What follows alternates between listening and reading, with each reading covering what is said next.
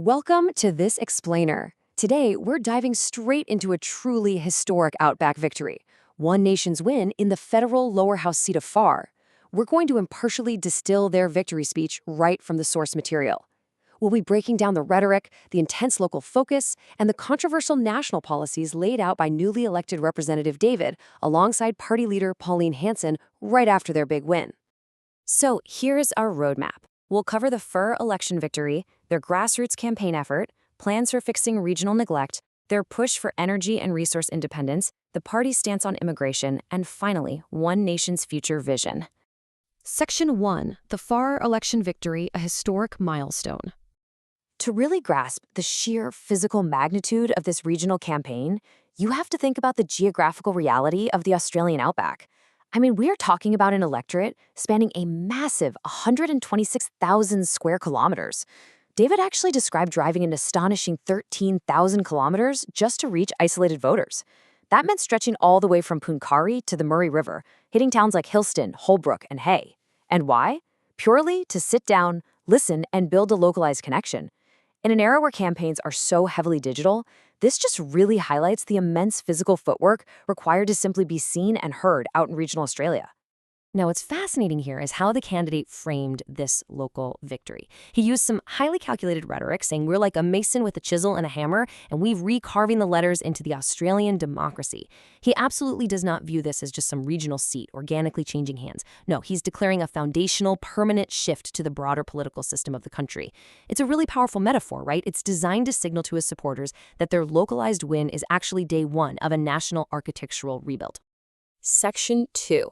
A grassroots campaign effort, funding and footwork. In the speech, they actively distanced this win from the central party mechanics you usually see based in the big cities. Instead, they loudly credited local financial backing. They stressed that the vast majority of campaign funds came directly from within Farrell itself, which really emphasized their financial independence from the get-go. David also made a point to highlight the intergenerational dynamic of their ground team. He specifically shouted out a young, eager strategist named Charles, who was working right side by side with an older Australian veteran, Alan Beale. It paints a vivid picture, doesn't it? A highly unified, localized effort, bridging completely different age groups under a single grassroots banner. Section 3. Fixing regional neglect, local policy focus. So, moving into policy, David diagnosed the core issue in his electorate with one simple, heavy-hitting claim. The price of a safe seat is neglect. This right here cuts to the absolute heart of a very common rural grievance. Because Farah has this long history as a safe, uncontested seat, he argued that major parties basically took it for granted. They funneled their time, their money, and their shiny infrastructure promises into tight marginal swing seats closer to the cities. The result? Safe outback seats are completely ignored. This sense of diagnosed grievance is the absolute bedrock of his platform. He's positioning his new representation as the long overdue cure to that establishment apathy. And to cure that apathy, the party outlines a multi-pronged rural revitalization plan. First up, reclaiming water rights.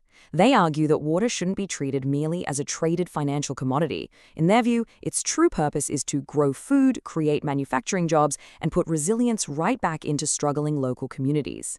Alongside this, they plan to urgently address neglected regional health infrastructure, specifically targeting hospitals in Albury that they say have suffered under that safe seat neglect. Finally, Pauline Hanson announced an agricultural forum in Albury-Wodonga.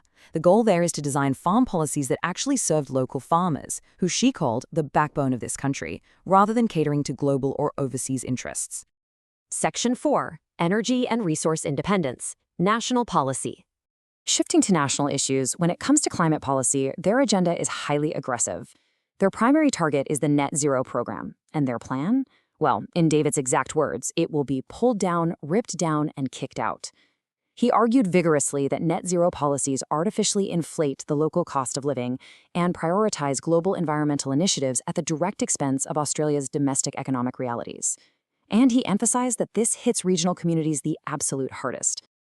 To replace those global initiatives, Pauline Hanson proposed a textbook example of resource nationalism. Now, if you're unfamiliar, resource nationalism is essentially a policy framework where a country takes strict, direct control of its own natural resources purely for its own economic benefit, instead of letting multinational corporations take the bulk of the profits. Her gas policy proposes a strict three-step economic loop.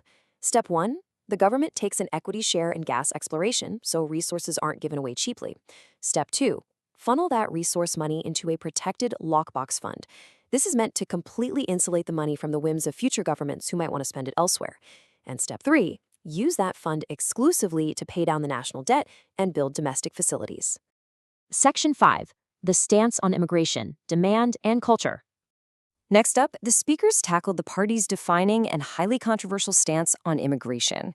They carefully split their argument into two distinct prongs: economic demand and cultural identity. On the economic side, they stated they aren't entirely against immigration. They say they welcome good quality, assimilating migrants who actively fill necessary industry gaps and contribute. However, they vehemently oppose what they call the artificial demand created by current high migration numbers. They blame this directly for straining housing supply, education, and health infrastructure. Culturally, Hansen took an uncompromising line. She explicitly rejected foreign cultures, specifically citing Sharia law, and demanded that newcomers must assimilate completely into the Australian way of life.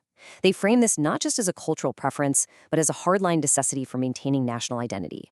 Section 6. One Nation's Future Vision, Strict Self-Reliance. When we synthesize these 40 minutes of local and national policies, a very clear, overarching ideology driving one nation forward emerges: a total rejection of globalism. The speakers completely reject any dependence on other countries, whether that's for food, for energy, or the importation of outside cultures. In its place, they are proposing a strict, inward-looking Australian self-reliance. For them, this means demanding absolute accountability for how tax dollars are spent, prioritizing regional infrastructure over international agreements, and crafting policies that exclusively fit an Australia for Australians mandate. Which brings us to our final thought. One Nation didn't just win a massive regional seat. They used it to broadcast an unapologetic mandate of strict self-reliance. As we wrap up this explainer, the lingering question we have to ask ourselves is this: how exactly will this highly vocal grassroots rejection of major party platforms echo through the halls of federal parliament? Will this Outback victory remain an isolated regional event, or is it actually the first structural crack in the foundation of the Australian political establishment? Thank you so much for joining me to unpack this source material today. Stay curious, and I'll catch you on the next explainer.